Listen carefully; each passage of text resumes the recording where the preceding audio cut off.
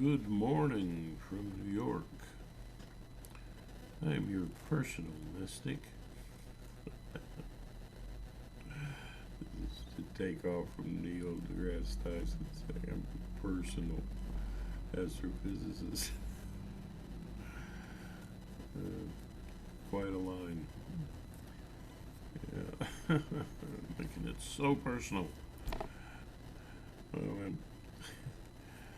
I might be on the mystic path, but you should be too. We need to find the mystic in you,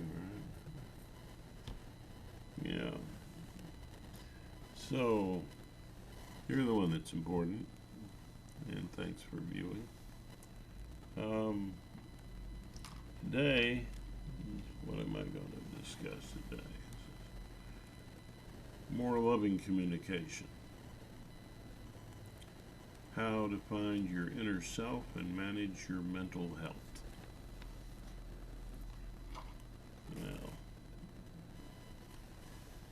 Well, I think from the inner mind communication perspective, it's pretty easy to find your inner self. It's nothing magical about it. Your inner self is your more emotional self. It's more, the first more developed part of the brain and you when you had a self-image, when you first had a self-image. And that's when you were a kid, not an infant, but a kid, about 6 years old. If you want to envision your inner self, picture yourself about 6 years old. You have a feeling from there. And, a little bit of a self-concept starts to happen then, and, there's, you're becoming more social. You've got a pretty good grasp on language and a sense of where you are in society. And, that can vary with different people, but essentially it's the emotional you. The part of you that's in the drama experiences your life more directly. It's not quite as reflective as you are as an adult. The adult is the face you give to the world. I mean, that's your more more intellectual, developed self. And that would be more what you present to the world. And so more an outer self. So it's kind of silly to have an inner self if you don't have an outer one. So who are you day to day? It's your outer self. The face you present. And within you, there is this more directly impacted part of you that's closer to survival instincts and automatic kind of reactions there. And that's your inner self.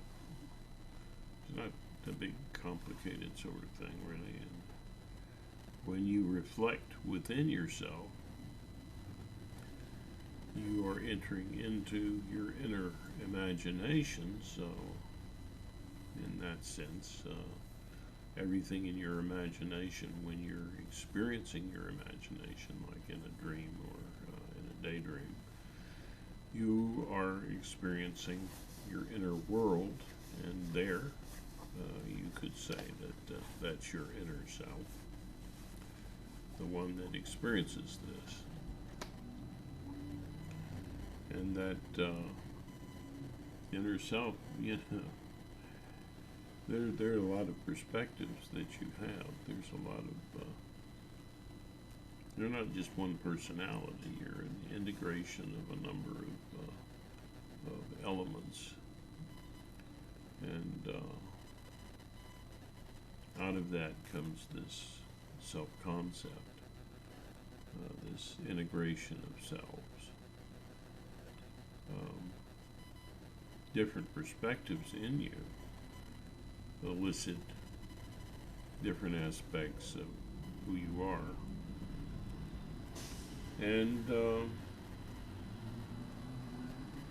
deeper down, uh, below the emotional level self that you have, where you have the self-concept and you are the character going through the drama of your life with a sense of past, present, and future, there is the infant self, the infant mind, and that's even more basic.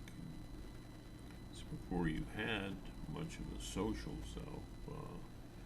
You had some, but it was, didn't have a clear self-concept. Not much of a definition to that concept. If you were to ask a very, very young child, who are you? They might repeat their name over and over again. So, not very developed. And that part of you that's before you had language is ego or self-concept, free. So a lot of people are, get just really into experiencing the infant mind and getting out of the subject-object kind of view of the world with a self-viewing things. And where the viewing is just the viewing, just the process, and you're a part of it. So there's a different kind of experience there. It's pre-self-concept, and it's you can tap into it and have these experiences of no self, and gee, I could be any self, and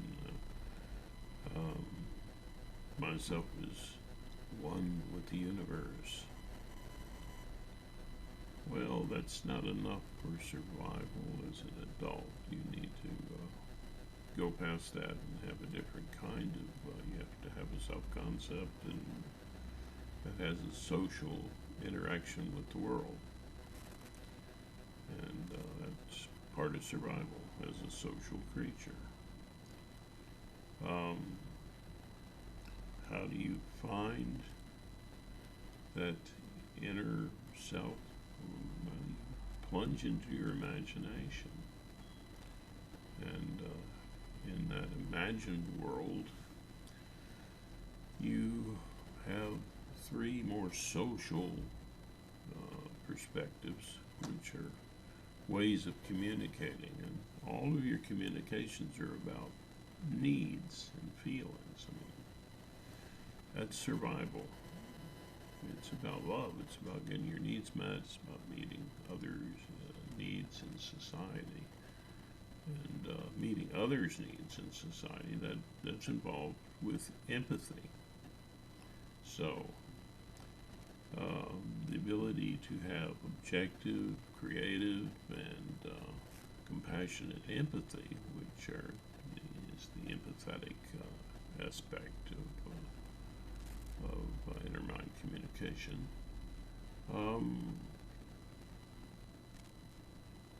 That's you want to integrate these, and that's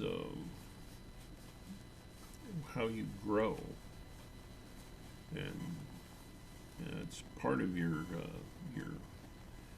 mental health is to have good, loving communication using these different perspectives, whether inside yourself or with yourself and other people. And you need a healthy dose of that.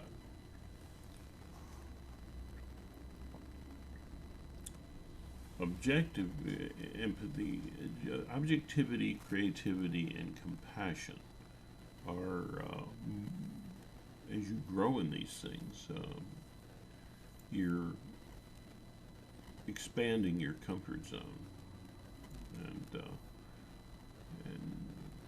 that expansion is could be called spiritual growth, because it's all about the virtues that these forms of empathy give to you, all of which build a kind of stable trust in life, a trust that your needs will be met and that you'll be okay. So part of this journey into the inner self is it's a journey into your needs and your feelings. And what gets in the way of that is damaged faith and love. The kinds of traumas in life, and disappointments in life that fashioned who you think you are. And so personal growth has to mean that you're changing, and that self in you is changing. And your skills at being objective, creative, and compassionate are growing. These are forms of empathy when you're using these in an attempt to care, and with an insight into the other person, where you're trying, or yourself. This is inner mind communication. Is you're directing it inwardly. So there's an empathy with yourself, and in that you discover a more integrated self, which is your mental health, and a better connection with what it is you need, and a growing faith and love.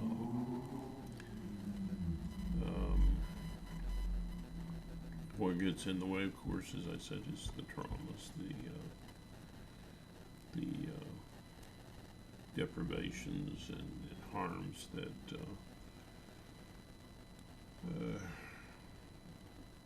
create a state in which you are helpless. A lot of therapies and things that they don't understand that it's helplessness that's at the core of damaged faith and love. It's helplessness to get your needs met. It's damaged faith and love. If you're going to, and it becomes a kind of disease or ill health when that helplessness, well, it always does.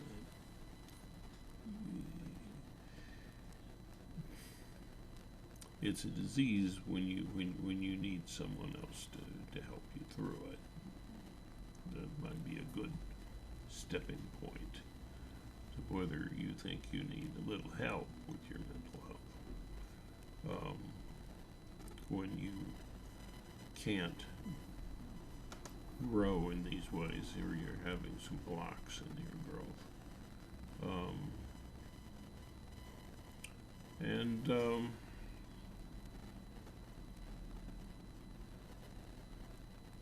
Yeah, so as long as you're growing and you're comfortable, then you're mentally healthy. But maintaining that mental health in a changing world means that you need to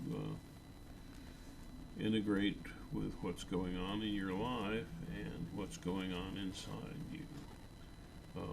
increasingly, and with some nuance and some adjustments. Helplessness creates a situation, helplessness around your needs, your feelings, and they're getting met, um, creates a situation in which there's so much anxiety, so so much hurt, that love itself, that giving and receiving of those kind of needs that were blocked becomes actually painful. Love hurts. Well, it can. Um, when love hurts, that's damaged faith and love.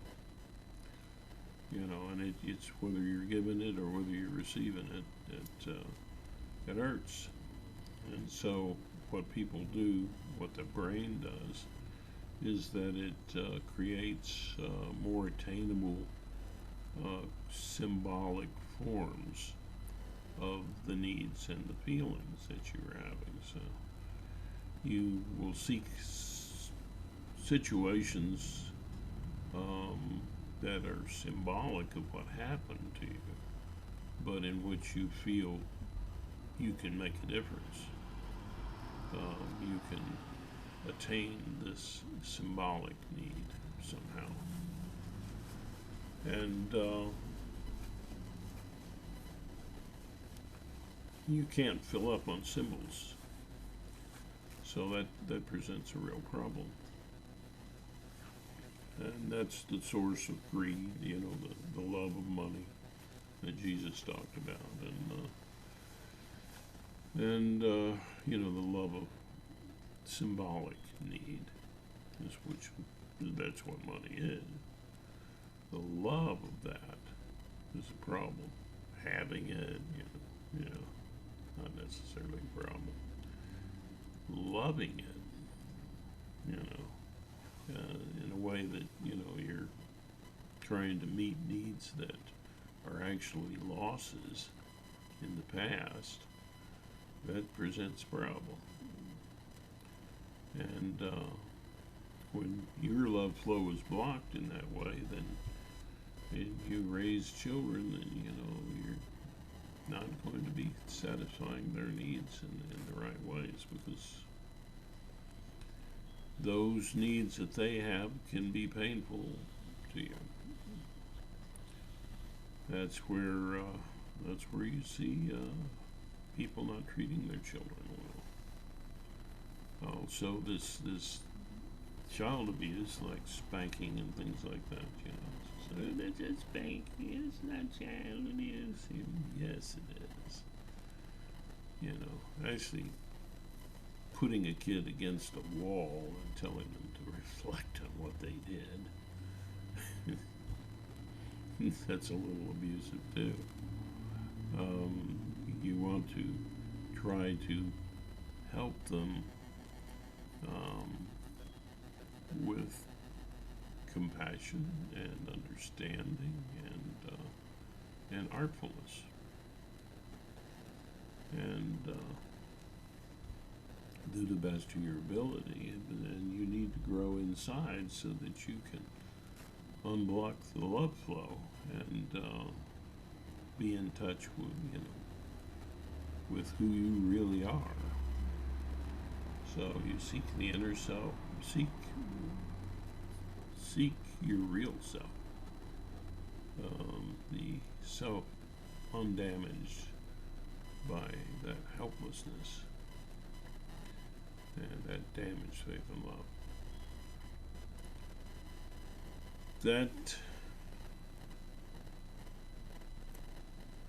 That in-depth reflection is essential to personal growth, and it helps you to unlearn the helplessness but nobody does it, as just an act of will. That doesn't happen,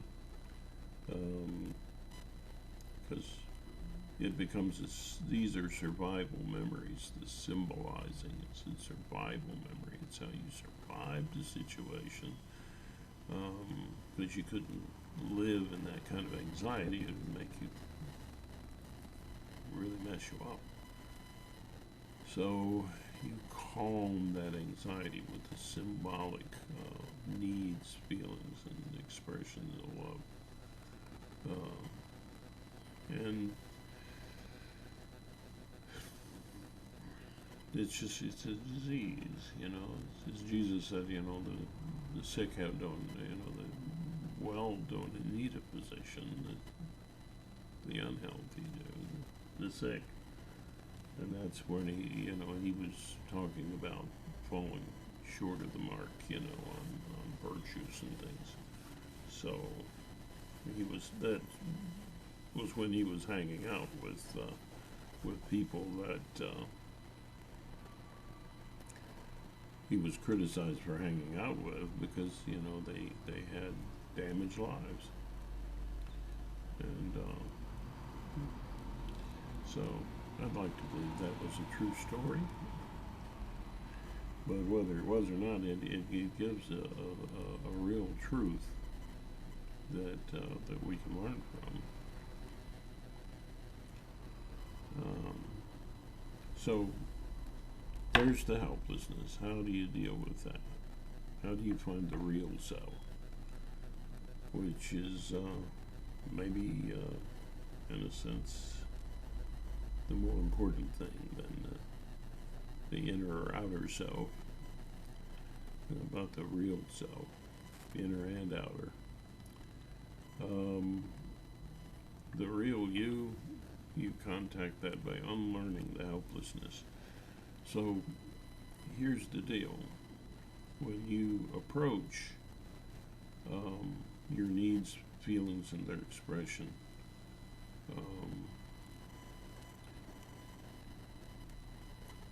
there are the three empathies, and you can have verbal conversations in your mind, or you can also express that out loud. It's more powerful that way. And talk to your inner artist, your inner counselor, and your inner caregiver. And there's ways of doing that, which I've talked about in some of the other videos. Then there's also a healing for damaged faith and love before you had this self-concept, when you were just experiencing life, and getting below that language level, and healing that aspect of yourself.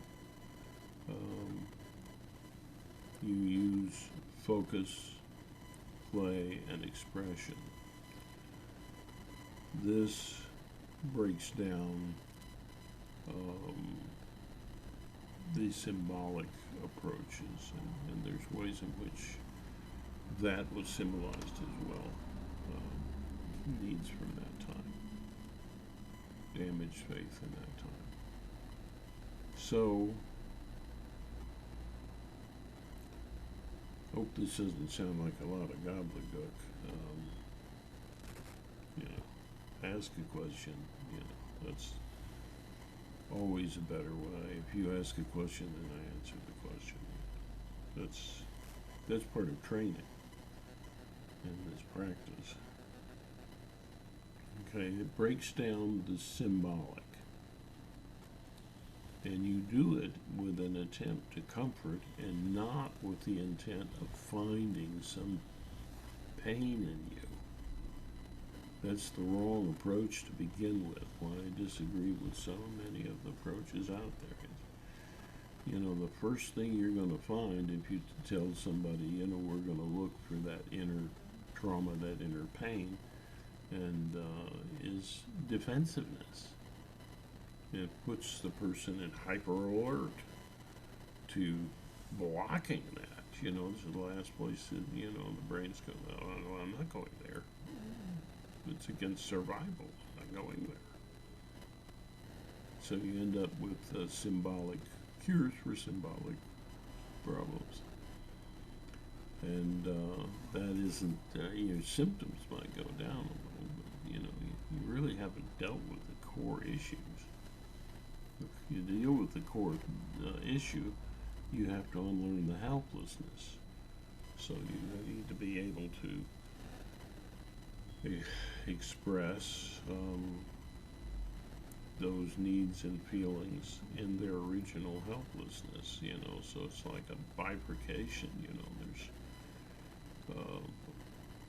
Arthur General calls it a conscious coma, where you're aware and you're feeling safe, but you are at the same time going through the experience in which your needs were blocked by trauma. Now, it's not like you're using this kind of thought to go there, or purposely intending. Well, when you do this process of inner-mind communication, which another name for it, I call it SEA yoga, C yoga, strong empathetic awareness yoga.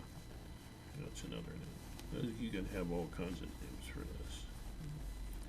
When a friend of mine and I were working on it, it's so hard to name this process. But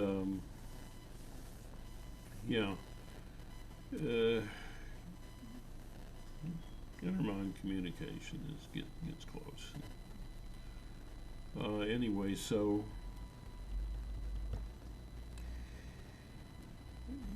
going from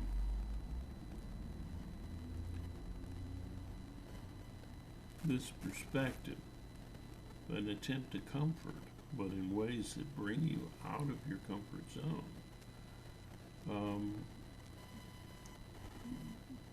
What these practices cause it breaks down the ability of your unreal self, your symbolic you, the symbolic you, when you're connected to your symbolic need. Those symbols don't hold up. They start to shake, to fail. And so what happens is the feeling starts to emerge and the insights come after. And the full insights come after, even think an insight. And that really doesn't go to the core of the problem. You have to feel that situation again from a safe perspective. And this is what the process does, is it breaks down the symbolic, the capacity or the ability of the symbolic to hold back those original feelings that are pushing to be felt. And do it in a comforting way. It happens slowly and over time, and sometimes in your dreams, when you might need professional help is if you're having night terrors or something, but those are like guardrails. If you're having nightmares or night terrors, very different things actually. You need to back off because you're pushing yourself. You never push yourself. There's an inclination to desire comfort, and the attempt to comfort with objectivity and creativity and compassion. There's a thirst for that, But as you're combining all of these approaches along, these three, along with pre-language uh, focus on feelings, the feeling of it, and the expressing of that feeling, and the ability to play with that feeling. The pre-language level,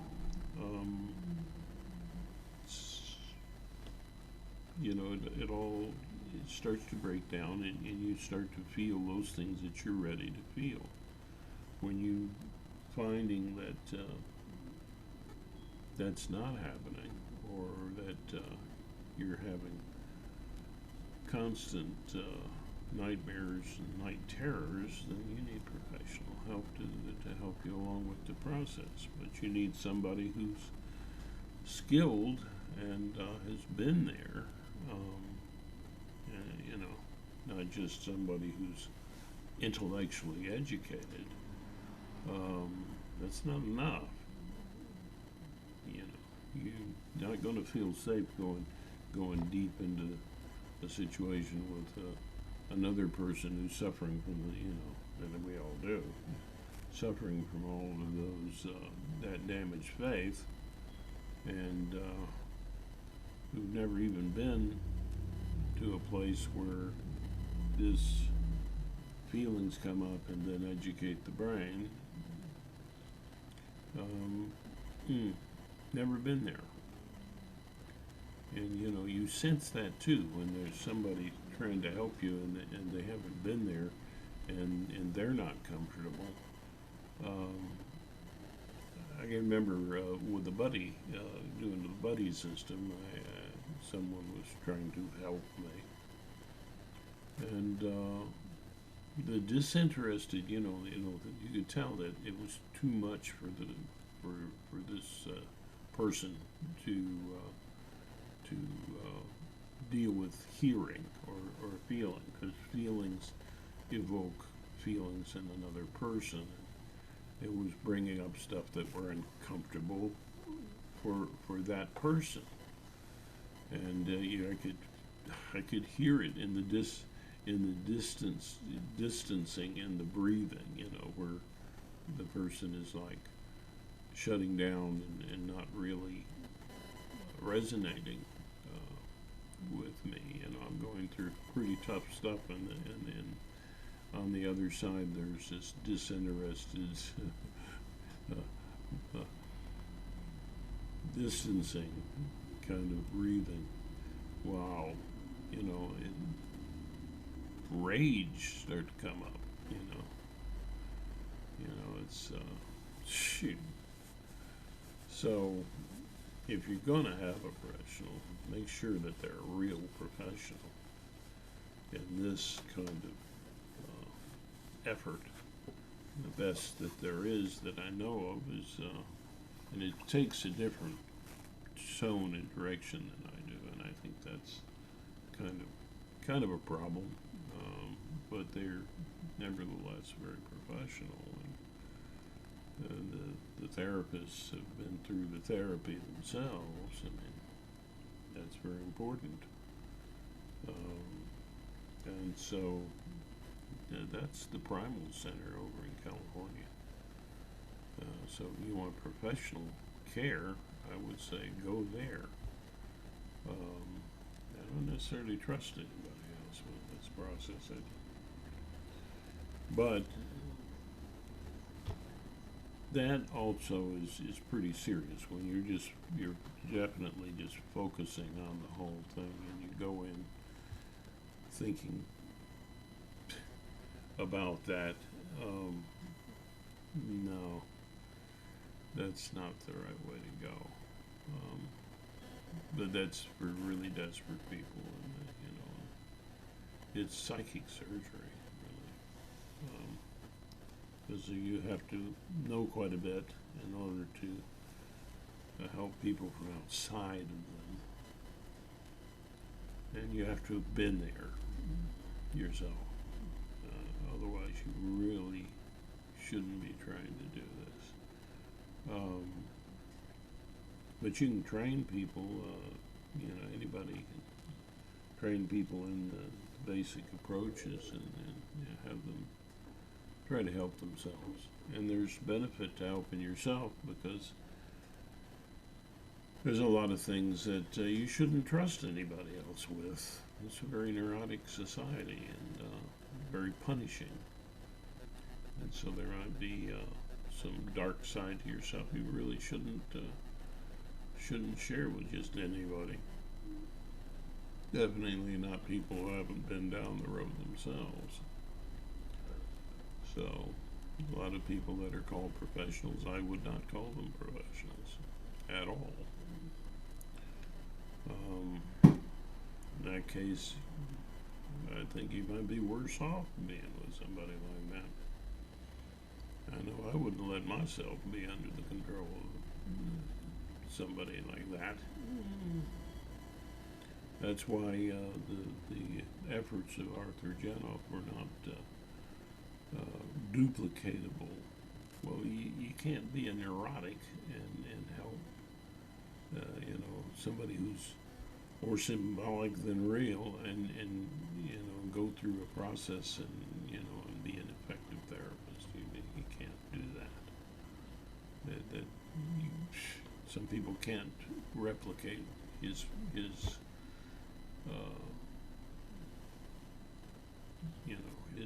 successes that way. And that's something that the profession really never has grasped, but it's started to develop a respect for his approaches without not ever giving him any credit for having had those enlightenments long before they did. That's people, we are a strange animal. Ask Sapolsky. We're a form of ape. That's what we are. So, then you want to find your inner self. Look for your emotional self. That's more core. The part of you that's connected to need, that's even deeper. Just that includes pre-verbal. So the approach again is comforting, not starting off trying to scare yourself. You're just comforting yourself with these different approaches. And getting used to it is like working out, with light weights, and then you get a little heavier, and it's like that. It's like exercise. Jump in and try to, when you're it's too crude of an approach you start off scaring yourself. Yeah. Then the therapist can take you wherever, but they got to drag you there. Because everything inside you says don't do that. So, I hope some of this is making sense.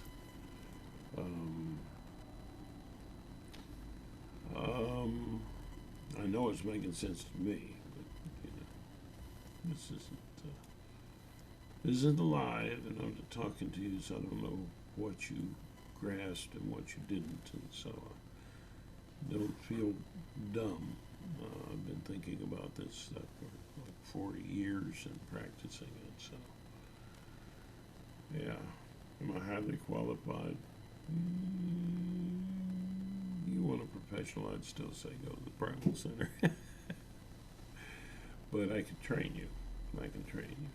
For a person who's fairly healthy and they're looking for spiritual growth, then yeah, I can tell you how this stuff works and help you to practice. Like somebody training you with physical exercise, but a therapist, a qualified one, as I pointed out. It's not necessarily just someone with an education in college. Beware. I've had some really bad experiences with people like that. Pathetic, actually. Some of them weren't very well educated either. I was shocked at some of the things that they believed that would make Neil deGrasse Tyson's eyes roll. It's unbelievable. But, and I wouldn't, and that's why I just don't direct people to just any so-called profession. I've had debates with biased AI, the things that he calls science-based is ridiculous. And so I'm not so sure that AI is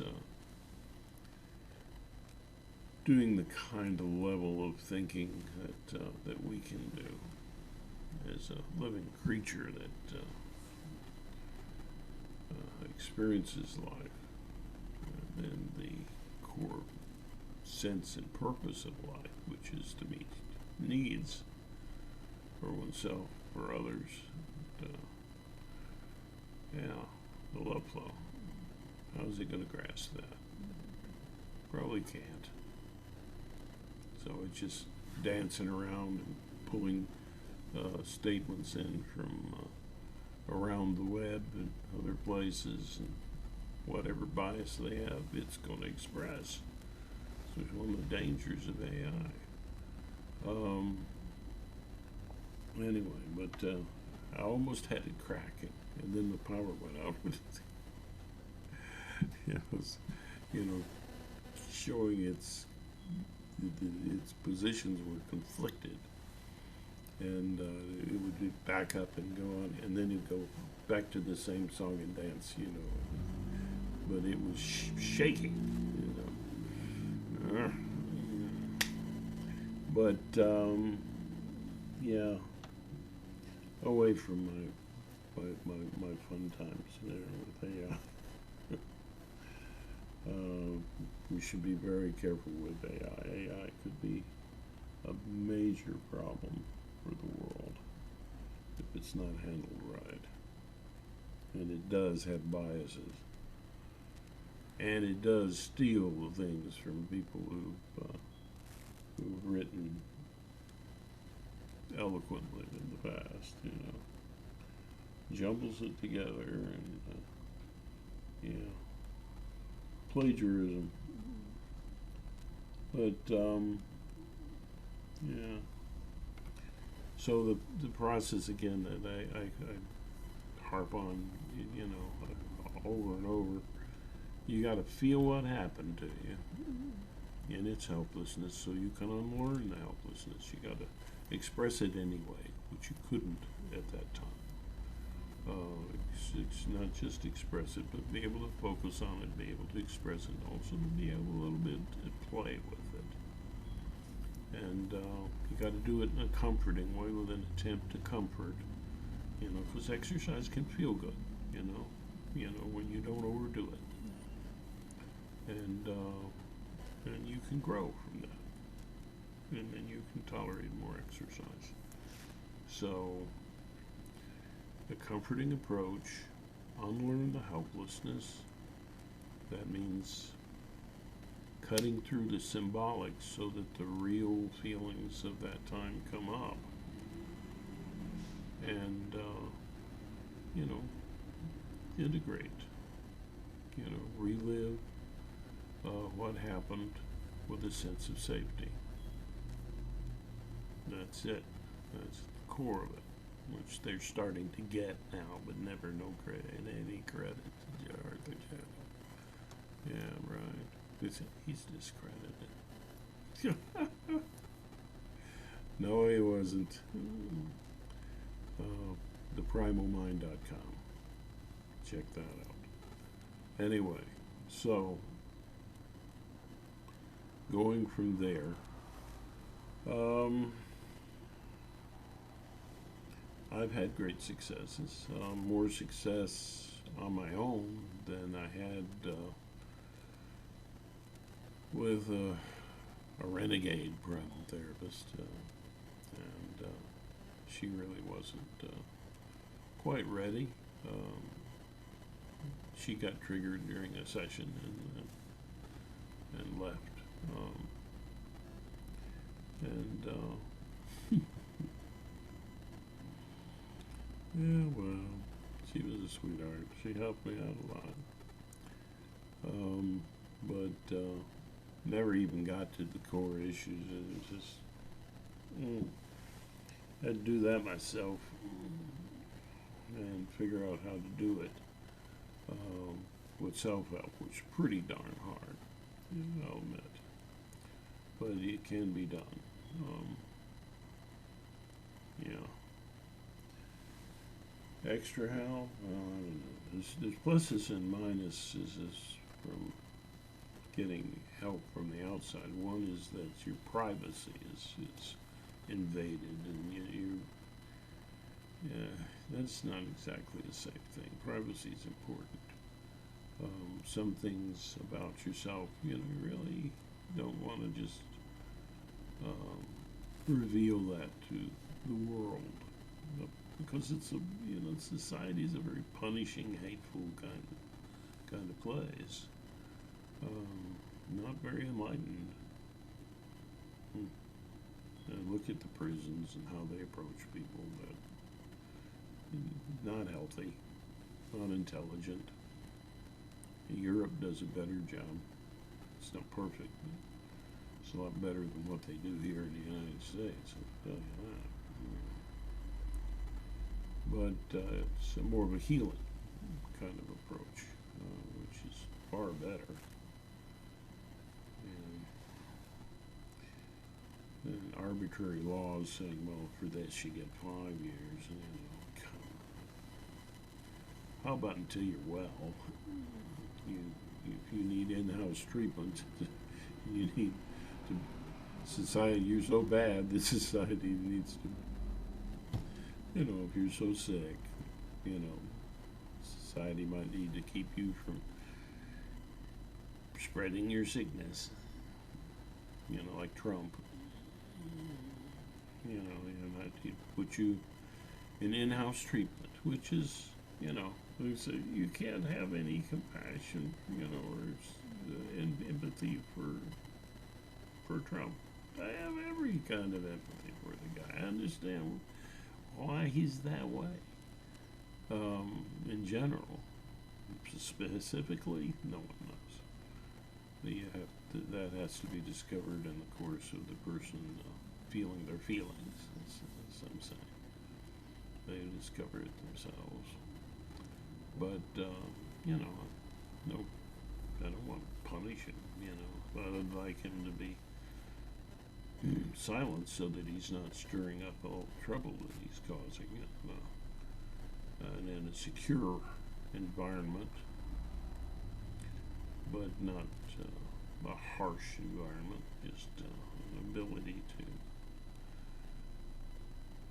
to attempt to heal him. And if he remains a threat to democracy and everything else, then don't let him out until he's well. And there's ways of telling that in neurology. Its study of the brain is getting closer and closer to being able to tell how healthy a brain is, and how healthy the person is, thusly. And looking forward to that advancement in science. Okay. I keep not completing this process here. Unlearn the helplessness.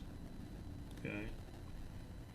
And then you realize that those things that you needed when you were helpless to get met, that symbolic need was covering a need that is in current time a loss. And you have to grieve that loss and let it go, and that takes a while. Slow is better, as Dr. Jano said to me in an email. Slow is sometimes better. Yeah, I agree with it. Because you have to grieve that and let it go. Then you need a whole forgiving process that's involved. And then after that is when you can deal with the most terrible things. What makes you would make you a pariah, to some extent, frowned on element of society. That's really devastating. So that's the last thing you're able to feel. And then you have true repentance, and then you have the realization that, hey, I'm a different person now. Not the person who did those bad things. Bad things. Okay, source of evil. Okay, that's the process. And pushing people to change without going through this process is a punishing attitude, and it's the wrong attitude, and it's practice around the world, so you don't want to divulge everything about yourself to a society as sick as this world society is. I mean, they're bombing the heck out of each other all over the planet. Come on. You really trust society in general? Don't. And do fight for democracy. It's the only hope we have, is democracy. But democracy depends on healthy brains and healthy people. So we need to have this spiritual journey toward greater virtue, and that comes from the empathy, the forms of empathy. And we need to have that going on everywhere, and the more that goes on, like in practical terms, social and emotional intelligence classes and all of the grade levels of public education. But you can't push that on the nut jobs who want to push religion on you and have their own school that ignores science. That should be banned. But you can't just. As long as you have sick minds out there, you're going to have sick things. And yeah, you're right. I think that the more religious, the more sick. Be spiritual, not religious. Understand this process so that you can be more forgiving and more, remorseful. But also, I mean, to push people toward remorse when they're not ready, I'm afraid that could create such a huge, overwhelming depression that, kind of almost as, a self-hate. Gotta be careful. There's punishing attitudes and this, and healing this whole thing of telling the person, we're going for the pain. No, don't go for the pain. Go for the growth. That's essentially what I'm saying. Go for the growth. Go for the kind of comfort that helps you, that challenges your comfort in ways that break down gradually your defenses against feeling that those degrees of helplessness that you had in your life. And that leads to a much better sort of outcome. So, yeah. So if you want to find your inner self, well, I've talked about that, haven't I? And you want to manage your mental health, well, keep in practice of growing spiritually. That would be my advice. Do these practices that I try to teach here, and Be gentle with yourself. Be compassionate. You know, there was, and don't be with any therapist that doesn't respect your feelings. You know, because you are the one having those feelings. They're not.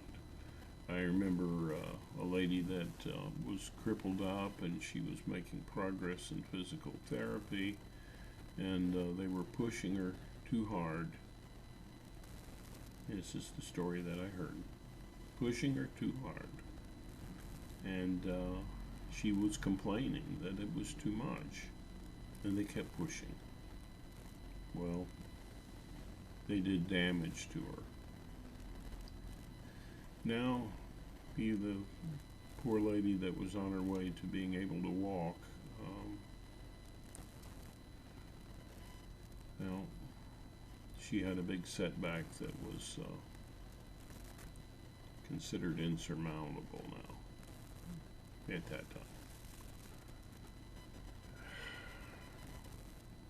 So be careful.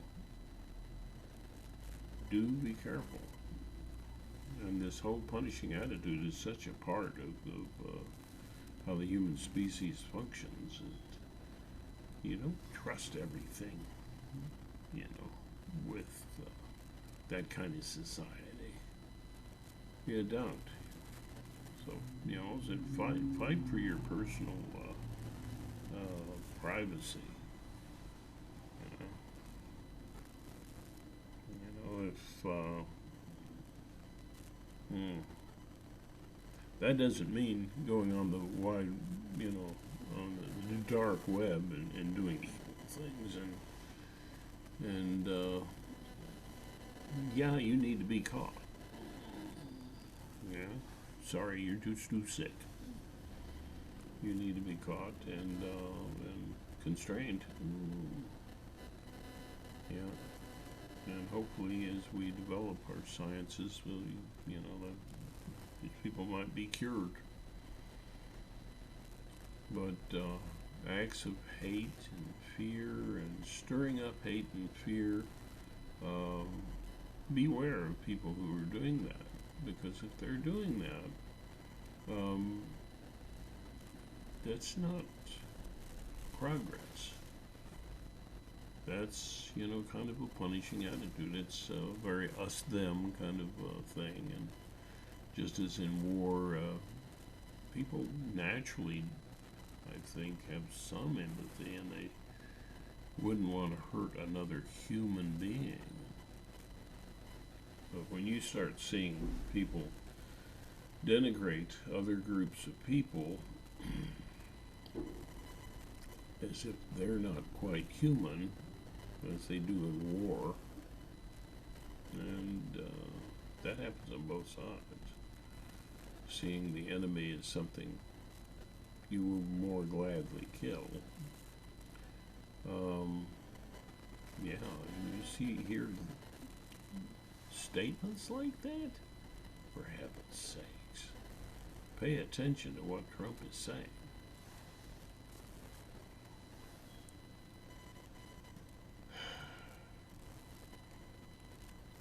You can't end well. So don't trust people like that. Don't trust people who haven't been through the process, which I keep talking about here. Never been through it.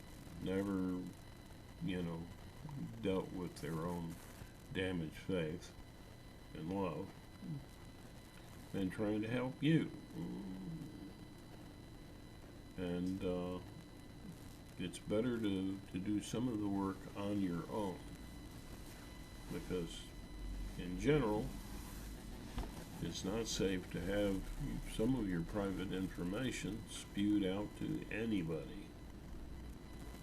You don't do it. It could end up badly for you.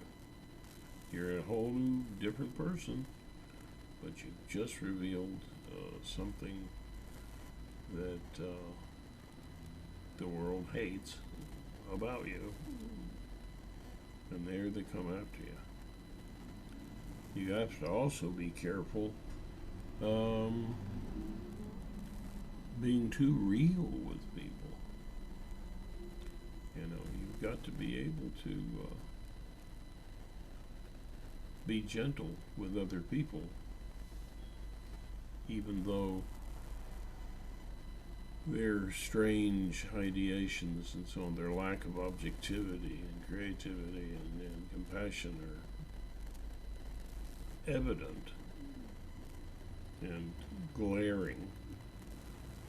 You know, you got to be gentle with these people, but don't partner with the people who lack empathy. Not a good idea.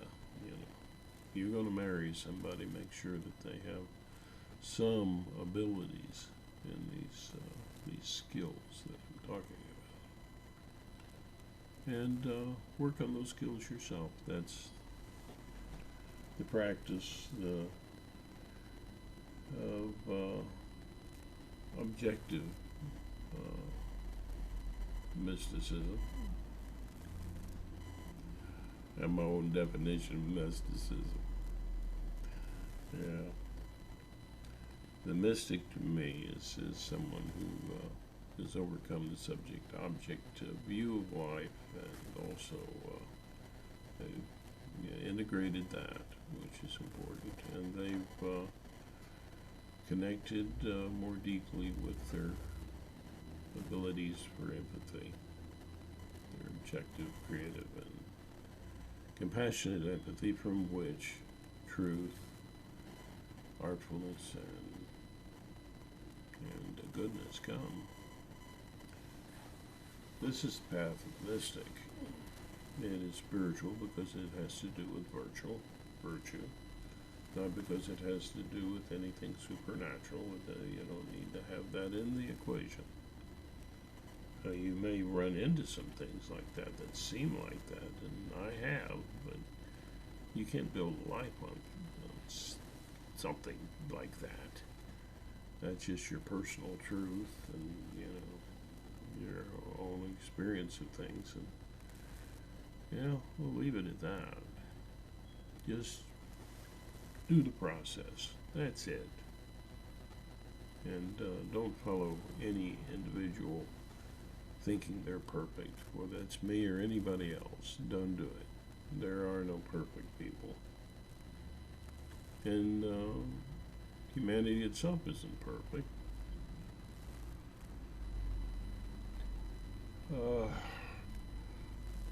However, in an idealistic way, I guess you could say, if everybody was working together in love, that would be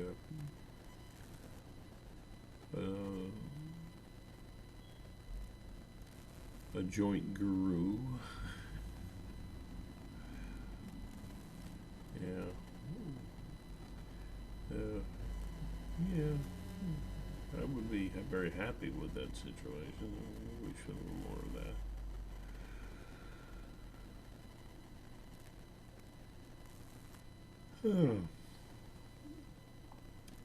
that. Anyway,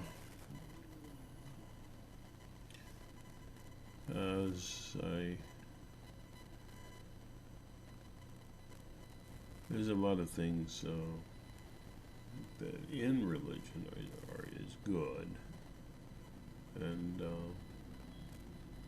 I love this song that called "Amazing Grace," where a fellow gets through to perception of that slavery is wrong,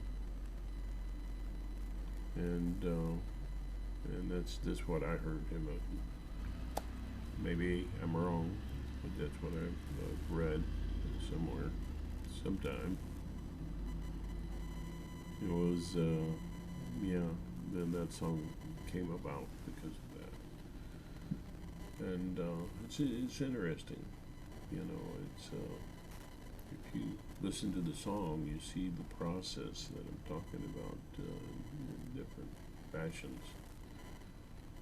Amazing grace, how sweet the sound that saved a wretch like me. I once was lost, but now I'm found. Was blind, but now I see. Was grace that taught my heart to fear, and grace my fears relieved. Yeah, how sweet did that sound?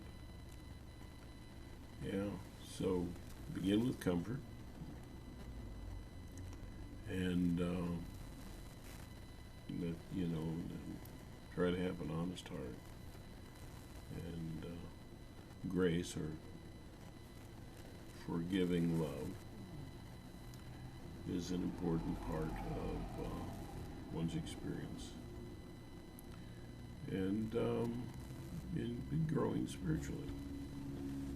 And that love can actually, as I was trying to explain earlier, can feel a little frightening, a little uncomfortable, anxiety provoking, because you're following after symbols of need. Symbols of need are the root of all evil, as Jesus said. The love of money, the love of symbolic need, forged from the fires of trauma, damaged faith and love. That's the source of evil. Why? Because maybe the only safe position greed, is evil itself. It's not sharing, so it's blocking the love flow. But also outright, evil, like, person who's been traumatized enough, maybe the only safe, imagined position for them to place their personality in was as the oppressor. And that's where you get the really serious, hateful, cruel kinds of crimes that can happen. Not the only source. It's a big one. Anyway, I love that song. And you'll see as you progress using these techniques and things that your feelings will enlighten you. It'll come out in your dreams, and it'll come out, day to day, over time. And this doesn't have to be something that's just this big, momentous event. Yeah, I tried the pushy kind of a thing. It's like, get well now. And I tried to go into my feelings, went into a basement on an old mattress, and I'm not going to leave from there until I'm just totally changed and a better person. Boom. I'm going to go right into the heart of my deepest anxieties and feel them. Well, it doesn't work like that. And like I said, that kind of almost punishing attitude, that pushy thing. Well, the first thing is my brain started to defend itself. That's it.